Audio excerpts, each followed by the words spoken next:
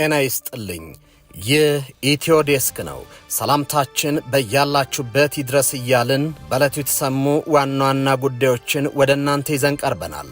ቻናላችንን ላይክ፣ ሼር እና ሰብስክራይብ ታደርጉ ዘንድ እየጋበዝን የዕለቱን ዜናዎች አበይት ነጥቦችን በማስቀደም አሁን እንጀምራለን። የቬንዙዌላን ጉዳይ የጨረሱ ዶናልድ ትራምፕ ትኩረታቸውን አባይ ግድብ ላይ አድርገዋል። አሁን ትኩረቴ የኢትዮ ግብጽ ሽኩቻ ነው ያሉ ሲሆን ለአልሲሲም ጠንካራ ደብዳቤ ልከዋል። ጉዳዩ ለኢትዮጵያ እጅግ አስጨናቂ ነው። በዝርዝር እናስደምጣቸዋለን። መሞት ነው መጣላታችን ካልቀረ ለቀይ ባህር መሞት አለብን ሲሉ ጠቅላይ ሚኒስትር አብይ አህመድ ተናገሩ። ጠቅላዩ ክተት ነው ወይስ ባስባለው በዚህ ንግግራቸው ከተጣላችሁ ለቀይ ባህር መሆን አለበት፣ እንዲሁም በባዶ አታድርጉት ብለዋል። ከዚህ በተጨማሪም በዓለም ላይ ያለው ነውጥ ወደ እድል መቀየር አለብን ማለታቸው ትኩረትን ስቧል። መነግራችሁ ጉዳይ ነው። በአማራ ክልል ከባድ የመድፍ ፍንዳታ ተከሰተ። ፍንዳታውን ተከትሎ 5 ሰዎች ወደ ሕይወታቸው ሲያልፍ በርካቶች ደግሞ ቆስለዋል። ትራምፕ ግሪንላንድን ለመጠቅለል የማይተባበሯቸውን ሀገራት ላይ ታሪፍ እንደሚጥሉ ዛቱ።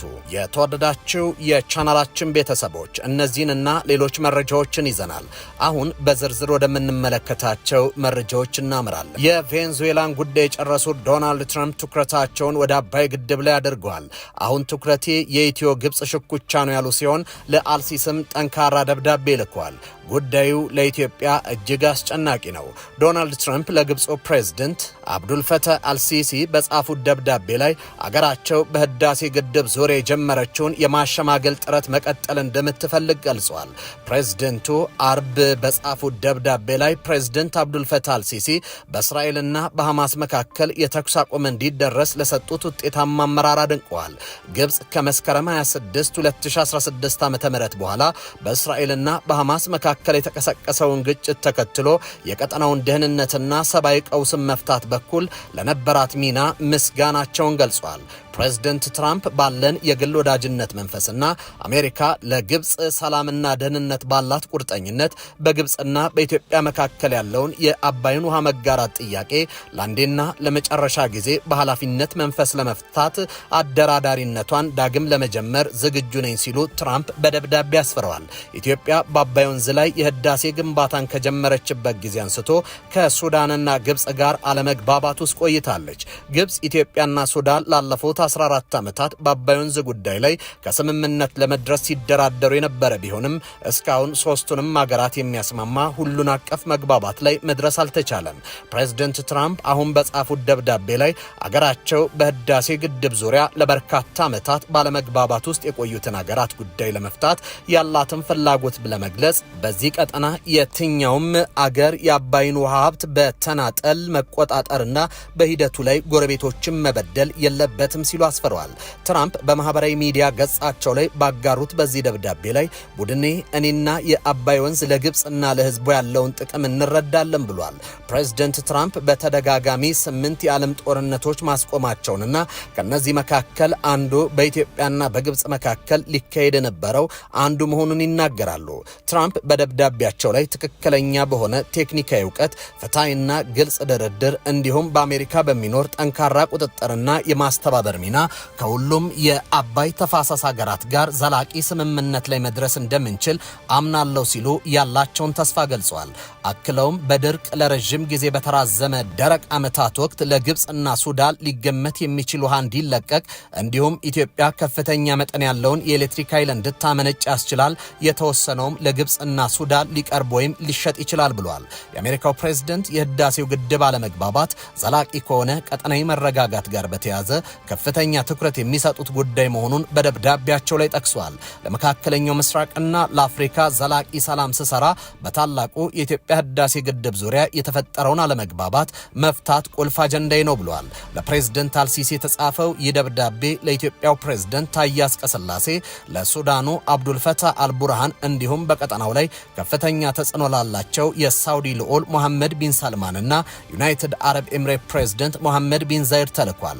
አሜሪካ ሁለቱን ሀገራት ማደራደር መቼ እንደምትጀምር ደብዳቤው ላይ የተገለጸ ነገር የለም። ደብዳቤውን በተመለከተ የግብጽም ሆነ የኢትዮጵያ መንግስት እስካሁን ምንም ያሉት ነገር የለም። የአባይ ውሃን በተናጠል ስለመቆጣጠርና በድርቅ ወቅት ከግድቡ ስለሚለቀቅ ውሃ በፕሬዝደንቱ ደብዳቤ ላይ የሰፈረ ሐሳብም የግብጽን አቋም የሚደግፍ በመሆኑ ዋሽንግተን እንደሚሄዱ ሲጠበቁ የነበሩ ፕሬዝደንት አልሲሲ የድርድር ጥሪውን በደስታ እንደሚቀበሉት ይጠበቃል። መንግስታዊ አልሐራም ጋዜጣ በፕሬዝደንቱ ደብዳቤ ላይ የሰፈረውን የቋንቋ አጠቃቀም የግብጽ አቋምን የሚደግፍ እንደሆነ ተደርጎ ሊተረጎም ይችላል ብሏል።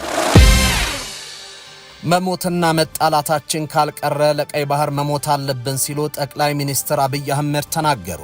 ጠቅላዩ ክተት ነው ወይስ ባስባለው በዚህ ንግግራቸው ከተጣላችሁ ለቀይ ባህር መሆን አለበት፣ እንዲሁም በባዶ አታድርጉት ብሏል። ከዚህ በተጨማሪ በዓለም ላይ ያለው ነውጥ ወደ ድል መቀየር አለብን ማለታቸውም ትኩረት ስቧል። ጠቅላይ ሚኒስትሩ ይህን ያሉት የፋይናንስ ምርታ በኢትዮጵያ በተሰኘ ኮንፈረንስ ላይ ከታደሙ ተሳታፊዎች ለቀረበላቸው ጥያቄ በሰጡት ማብራሪያ ነው።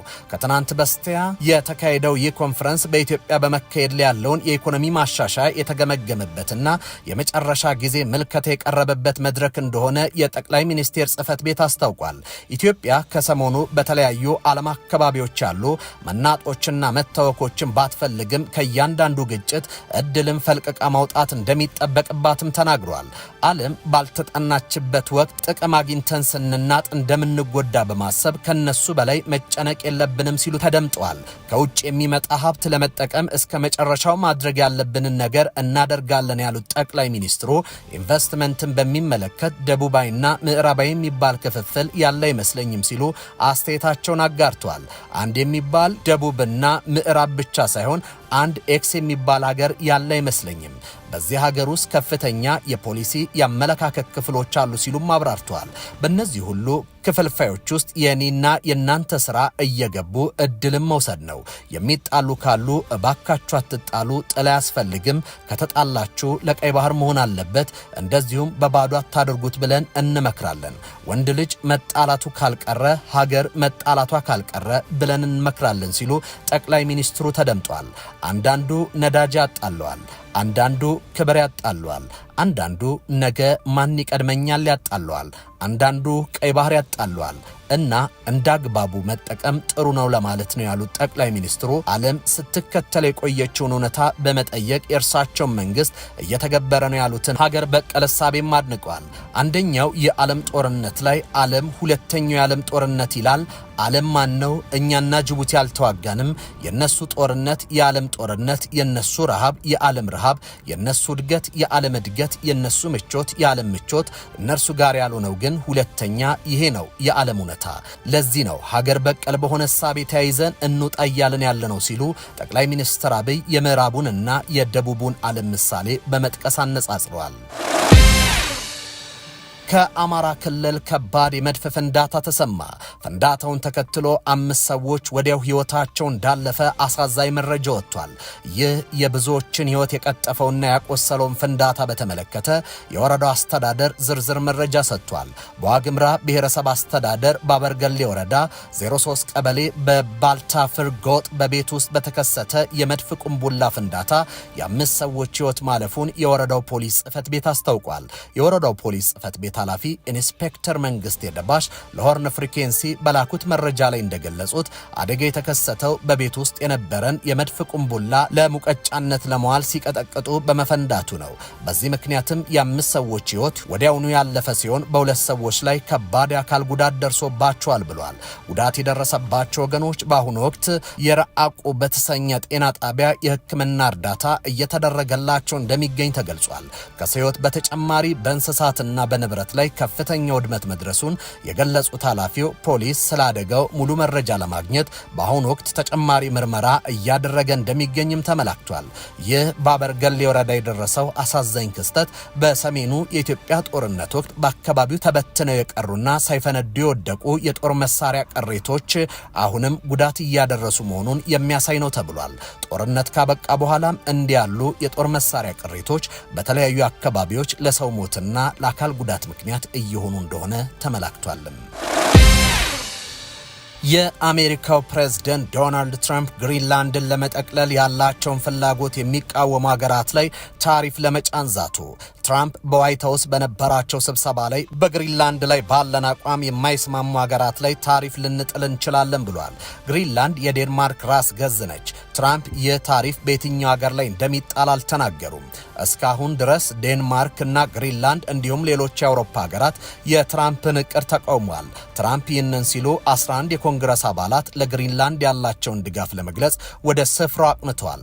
ትራምፕ ግሪንላንድ ለአሜሪካ ብሔራዊ ደህንነት አስፈላጊ መሆኗን በመናገር በቀላል መንገድ ወይም ደግሞ በከባድ ሁኔታ የአሜሪካ አካል እንደሚያደርጓት ተናግሯል።